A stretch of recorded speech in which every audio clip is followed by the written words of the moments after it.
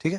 بس شیخ صاحب ایسا تو ہے ہی نہیں کہ وضو چاہیے چاہے آپ جنازہ اٹھانے والے ہو یا آپ کو قبر میں جانے کا ہو، تو کیا وضو کی تو ضرورت ہے؟ وضو صرف نماز کے لیے، قرآن کو پکڑنے کے لیے، ان چیزوں کے لیے وضو ضروری ہے، طواف کے لیے. لیکن جنازہ کو اٹھانے کے لیے وضو کی ضرورت نہیں ہے.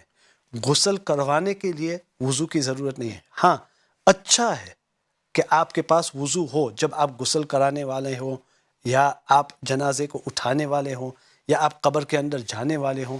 بلکہ ہمارے علماء تو یہ کہتے ہیں کہ ہر وقت کوشش کرنی چاہیے کہ ہم وضو کی حالت میں رہے. ہمارے ایک استاد فرمایا کرتے تھے کہ شیطان ہم سے دور رہتا ہے جب ہم وضو کی حالت میں ہوں. جب ہم وضو کی حالت میں ہوں تو شیطان ہم سے دور رہتا ہے اور شیطانی وسوسے کم آتے ہیں. تو پاکی کی حالت میں اور پاکی کے ساتھ وضو کی حالت میں جتنا ہم رہ سکے وضو کی حالت میں رہے، اس سے بہت فائدہ ہوگا.